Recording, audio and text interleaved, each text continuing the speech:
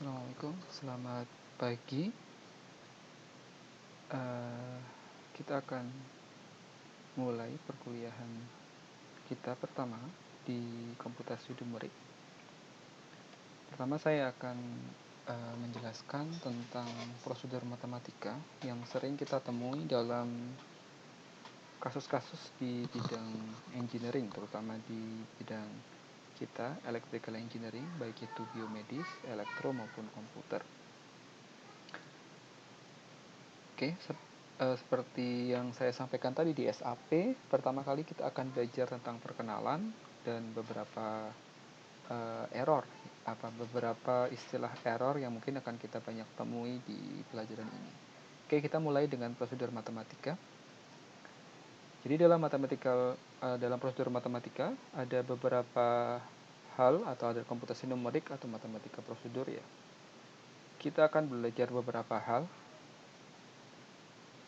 Yang pertama kita akan belajar tentang diferensiasi, kemudian kita akan belajar tentang kurva fitting, integrasi, kemudian kita juga akan belajar tentang ordinary differential equations, persamaan diferensial biasa.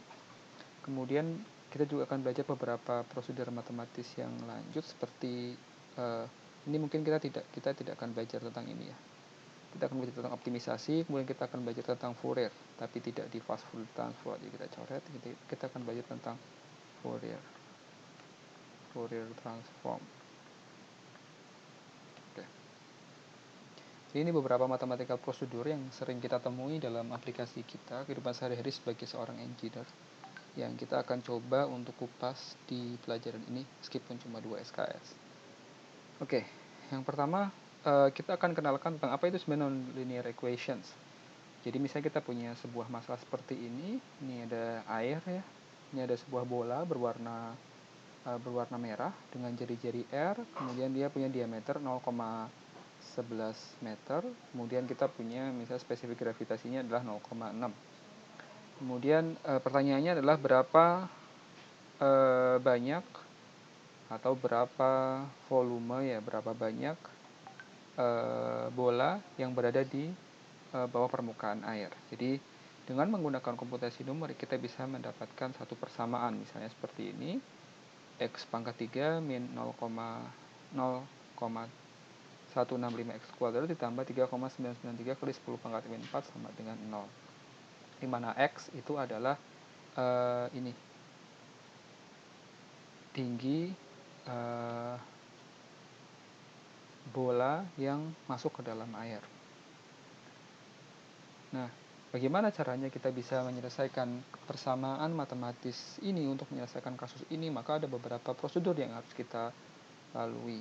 Jadi, kalau kita lihat grafik dari persamaan ini, fx sama dengan x pangkat 3 min 0,165 x kuadrat ditambah 3,993 kali 10 pangkat min 4 sama dengan 0, grafiknya adalah seperti ini.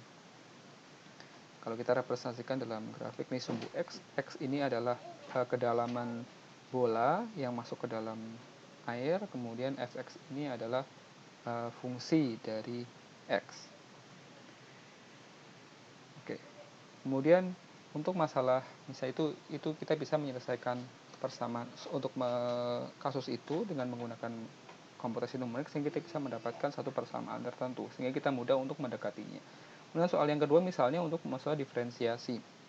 Misalnya tentang roket, berapakah akselerasi saat t sama dengan 7 second, maka kita bisa selesaikan persamaan untuk menghitung berapa akselerasinya dengan menggunakan persamaan ini.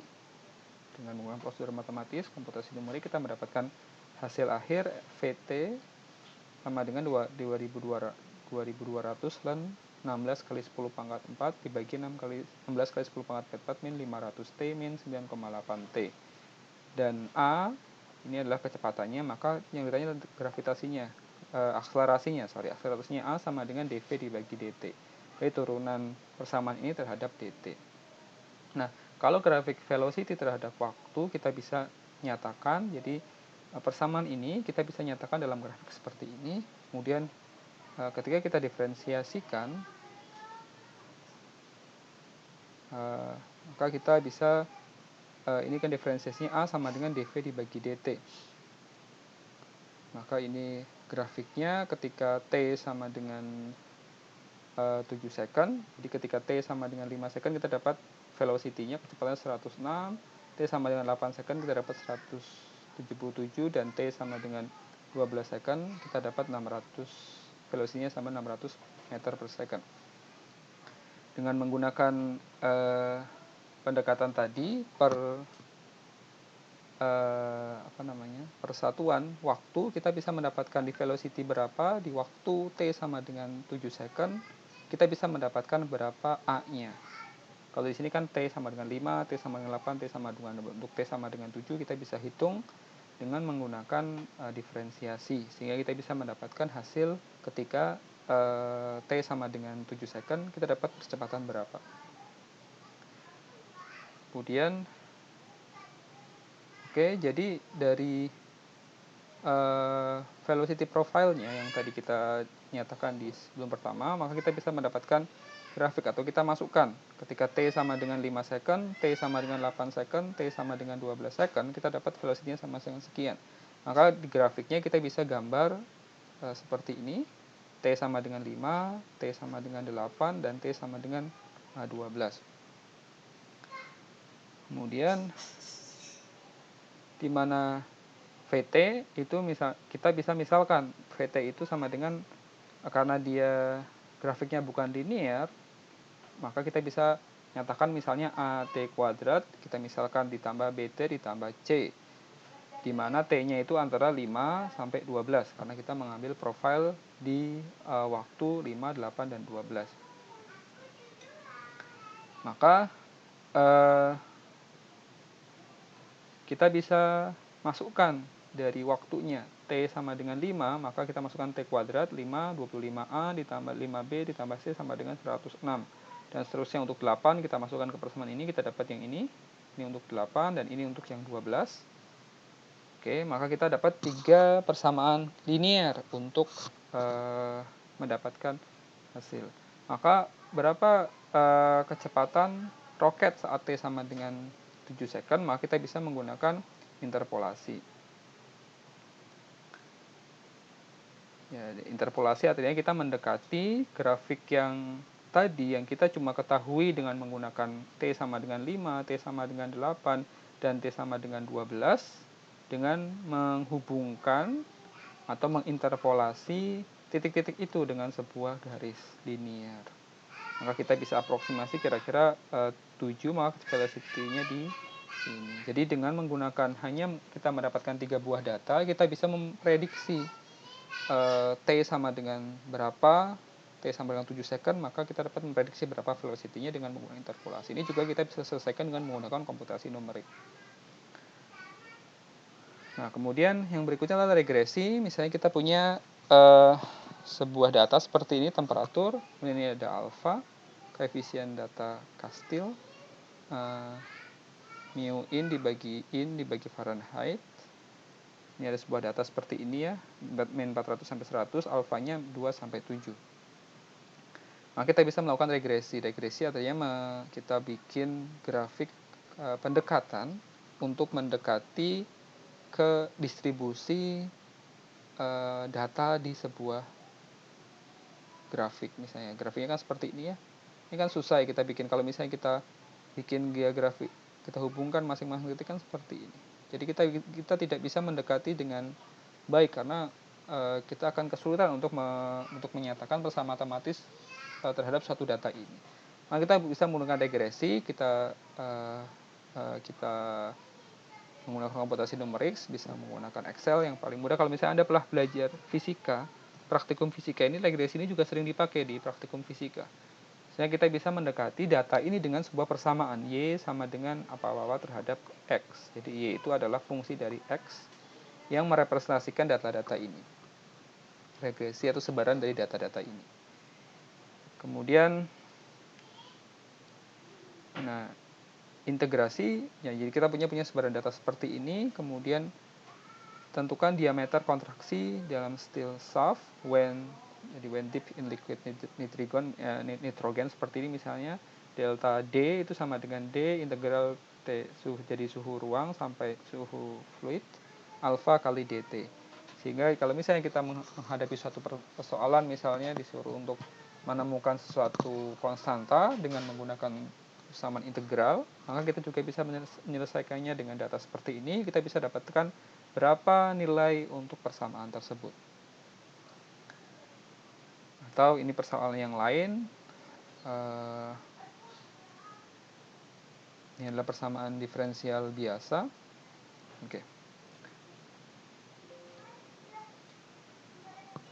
Oke, kemudian kita masuk ke, itu adalah kira-kira pengantar. Jadi komputasi numerik itu kita bisa menyelesaikan beberapa persoalan matematis dengan menggunakan metode komputasi numerik, sehingga kita bisa mendapatkan hasil tanpa harus menyelesaikan semua persoalannya. Jadi biasanya kan kalau misalnya kita terbiasa untuk melakukan analisis matematis, maka kita perlu menyelesaikan sampai terakhir, kemudian kita baru masukkan ke persamaan. Tapi dengan komputasi numerik dengan bantuan satu software perangkat, kita tidak perlu lagi menyelesaikan sampai seluruh persamaan matematis tersebut selesai. Kita cukup membuat satu pendekatan matematisnya, sehingga nanti kita jalankan algoritma kita, sehingga kita bisa mendapatkan hasil sesuai dengan yang kita harapkan. Oke, maka kita masuk ke buku ini ya, ke buku Capra. Kita akan belajar, untuk pertama-tama kita akan belajar tentang ini, matematika modeling, kemudian programming software untuk pertemuan yang pertama.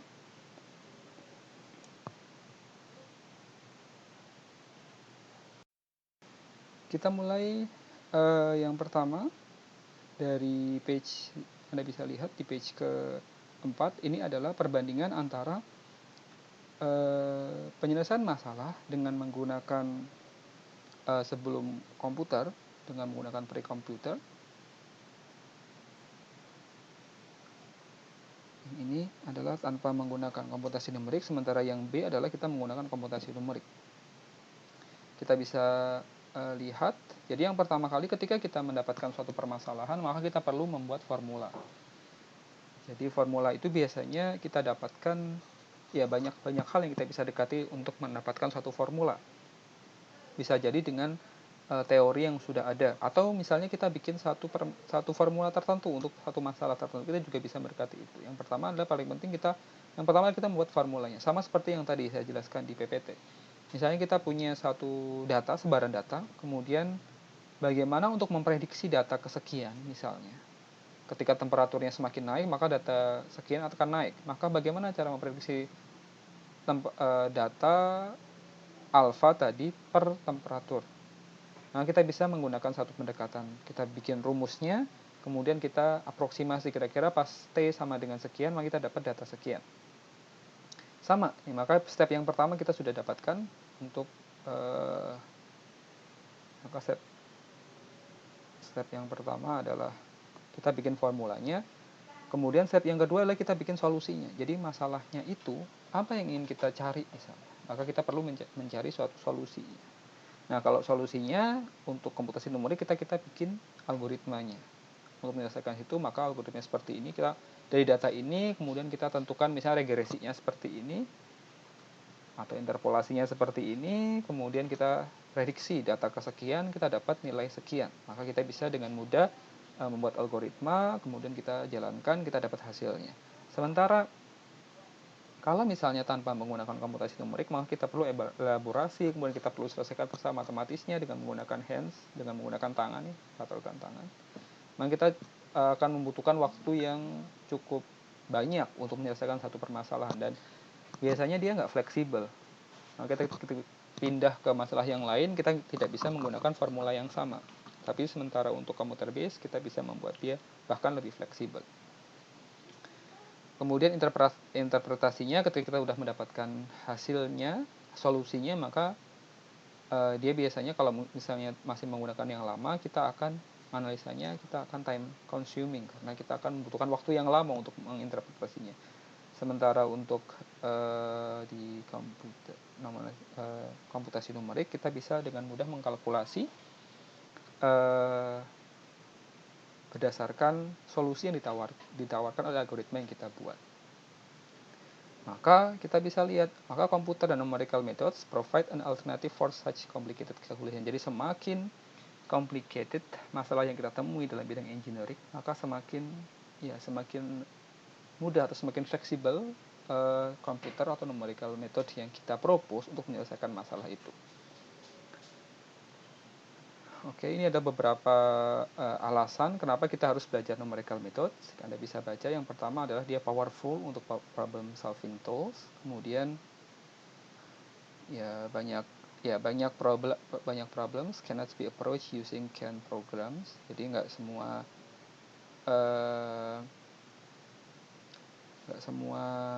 masalah itu bisa didekati dengan menggunakan canned programs atau misalnya dengan menggunakan kita analisis matematis dengan menggunakan tangan, maka kita perlu satu algoritma khusus. Kemudian dia juga efisien vehicle for learning to use computer. Jadi kita lebih efisien, kita time consuming ketika menginterpretasikan data, kita tidak akan time consuming. Kemudian dia akan memudahkan kita untuk lebih memahami matematika. Nah, beberapa mathematical background yang akan kita pelajari dalam kuliah kita adalah, yang pertama adalah akar-akar persamaan.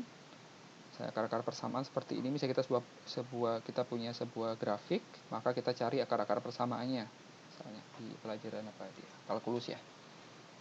Kemudian yang kedua misalnya di persamaan aljabar linear. Yang mirip persamaan aljabar linear, misalnya kita tentuin eigenvalue, kita menentukan linearitas sebuah matriks, kita juga bisa menggunakan numerical methods. Dan yang keempat adalah optimisasi. Kita punya sebuah grafik seperti ini, fx terhadap x, maka tentukan nilai minimumnya misalnya. Kita juga bisa menggunakan numerical methods. Atau kurva fitting yang seperti saya sampaikan kemarin, baik itu regresi, interpolasi, kita juga bisa menggunakan pendekatan komputasi numerik untuk menyelesaikan masalahnya. Ini interpolasi, ini regresi. Kemudian integral, misalnya kita disuruh untuk menentukan area di bawah sebuah kurva. Ini ada sebuah kurva, tentukan areanya, maka kita bisa menggunakan integral. Atau persamaan diferensial biasa, misalnya tentukan y sebagai fungsi t, tentukan slope-nya, misalnya kita juga bisa mendapatkan menggunakan komputasi numerik. Sementara untuk yang ke-8 kita tidak akan pelajari di kuliah S1 ya, karena dia partial differential equation. Oke, itu beberapa hal yang tadi juga saya sebutkan. Jadi ini yang akan kita pelajari di chapter 1, chapter 2. Oke.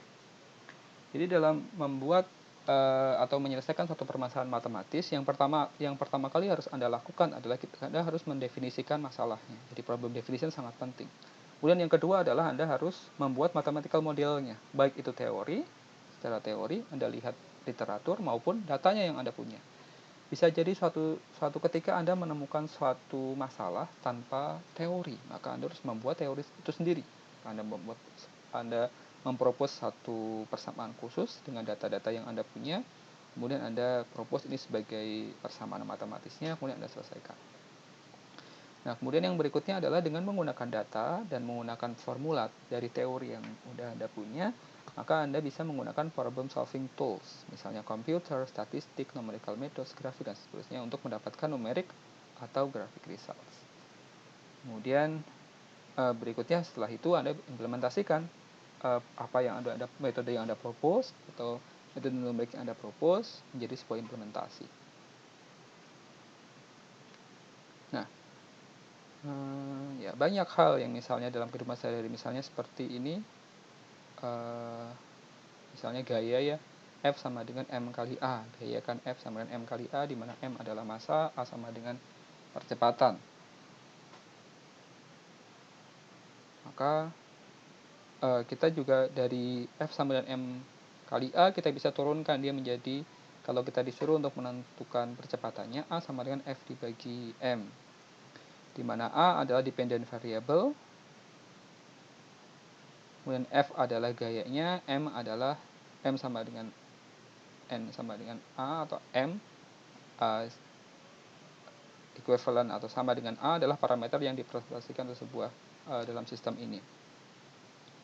Oke, dalam hal ini karena A dan A, M, dan F itu masing-masing dependen, ya dia saling tergantung sama lain, maka tidak ada variabel yang non-independent variable. Karena di sini misalnya kita tidak disuruh untuk memprediksi berapa akselerasi yang berubah setiap waktu atau setiap pada ruang tertentu. Oke, maka persamaan ini, persamaan 1/3, dia menjelaskan natural process atau sistem dalam matematik, dalam istilah matematika. Kemudian yang kedua, dia adalah merepresentasikan idealnya atau realitas sederhana dari suatu kasus. Kemudian dia juga akan bisa menghasilkan, dia punya sesuatu, bisa menghasilkan sesuatu, misalnya disuruh mencari A, disuruh mencari M, disuruh mencari F, dan dia juga bisa digunakan untuk memprediksi. Dia bisa memprediksi sesuatu, misalnya dengan menggunakan gaya sekian berapa, dengan masa sekian berapa A-nya, maka kita bisa prediksi itu. Nah, maka kita bisa buat yang tadi kan semuanya dependent variable, A, F, dan M. Nah, sementara A itu adalah dV per dt ya. A itu adalah ini turunan dari kecepatan dibagi waktu. Maka kita juga bisa membuat persamaan yang lebih kompleks terhadap gaya, massa, dan percepatan seperti ini. Dan kita bisa tentukan jika gayanya adalah positif, maka objeknya itu akan berakselerasi. Akselerasi artinya akan dipercepat. Jika gayanya negatif, maka objek akan diakselerasi atau diperlambat. Nah, jika gayanya itu adalah 0, konstan, maka benda itu akan berada pada level yang sama, level yang konstan. Nah, kemudian gaya tadi itu juga kalau misalnya kita lihat kasusnya, misalnya kasus seperti ini, maka dia juga ada gaya ke bawah ya, FD, dan gaya ke atas, VF. Jadi VD itu adalah gaya gravitasi yang menarik orang yang menggunakan parasut tadi ke bawah, sementara VF itu adalah gaya gesek udara. Sementara F total itu sama dengan VD ditambah VF. FV ya, VF itu kan gaya gesek udara. Maka jika gayanya ke bawah, maka dia positif, kemudian kalau ke atas dia negatif, dan VD itu sama dengan M kali G, ini pelajaran fisika ya, massa kali gravitasi. Sementara VF itu adalah gaya yang ke atas, dan nilainya adalah negatif karena dia menghambat ke bawah. Maka dari persamaan ini, VF itu C kali V, C adalah drag coefficient, V adalah kecepatan. Maka persamaan yang tadi, A sama dengan F dibagi M, kita bisa nyatakan seperti ini. dV dibagi dt sama dengan mg min c, V dibagi M. Atau secara sederhana kita bisa coret, misalnya yang pertama coret M-nya ya, G minus C dibagi M kali V. Maka model ini adalah model yang lebih khusus ya, yang lebih detail terhadap kasus yang tadi. Kalau yang tadi cuma A sama dengan F dibagi M itu terlalu sederhana. Kita tidak tahu F-nya apa, M-nya apa, A-nya apa. Tapi untuk kasus yang ini, maka kita bisa mendapatkan hasil yang lebih detail, di mana kita udah tahu gaya gravitasinya, kita bisa menentukan gravitasinya, konstanta gravitasinya berapa, kemudian C-nya dia drag koefisiennya berapa, untuk menentukan misalnya velocity-nya atau percepatan si parasut tadi turun ke bawah.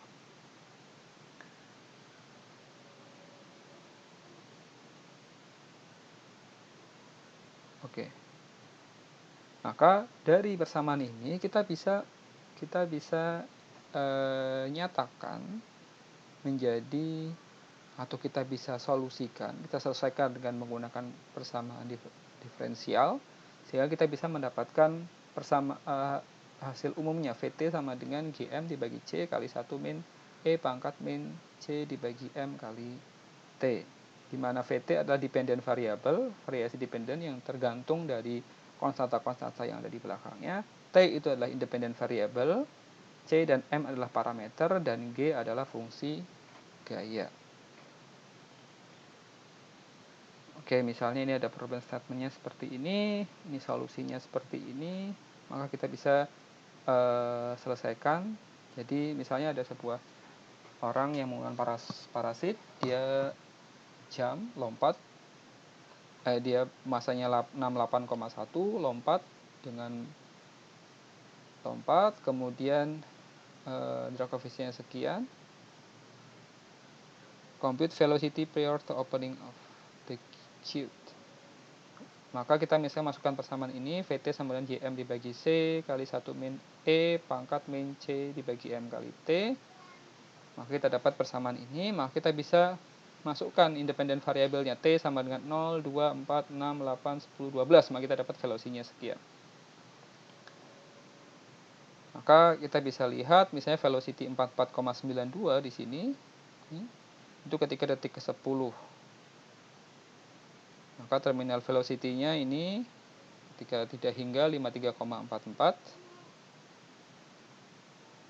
Kenapa dia konstan pada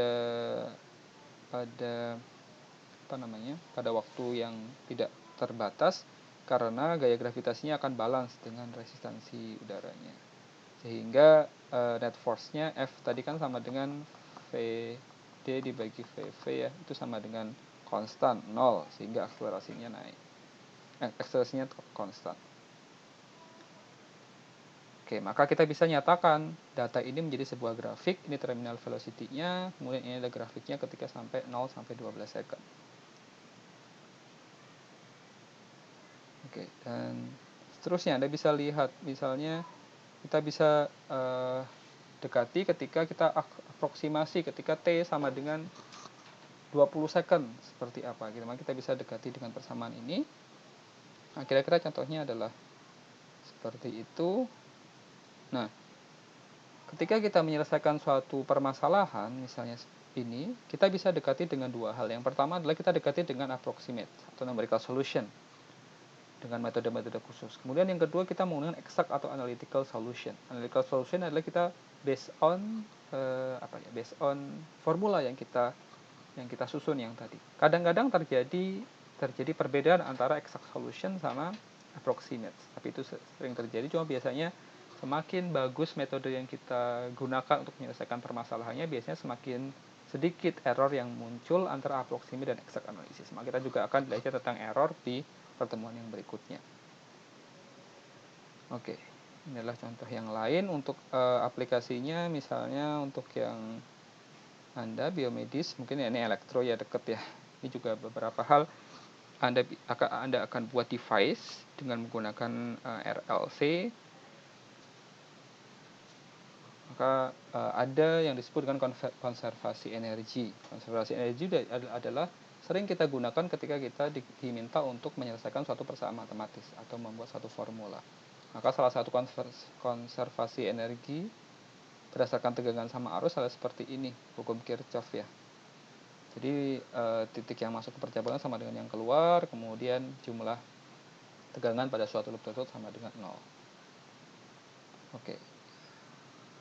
Itu untuk pendekatan matematis. Mudah-mudahan Anda kebayang untuk yang chapter 1 ya, bagaimana caranya kita membuat dari sebuah kasus di sekitar kita menjadi sebuah persamaan matematis, kemudian nanti dengan metode-metode yang punya di kuliah kita akan dekati exact solution dengan menggunakan analisa matematis tadi dengan menggunakan computer base. Oke, mungkin ini yang pertama, bagian yang pertama untuk chapter 1. Untuk chapter 2 akan saya sampaikan di slide berikutnya. Terima kasih.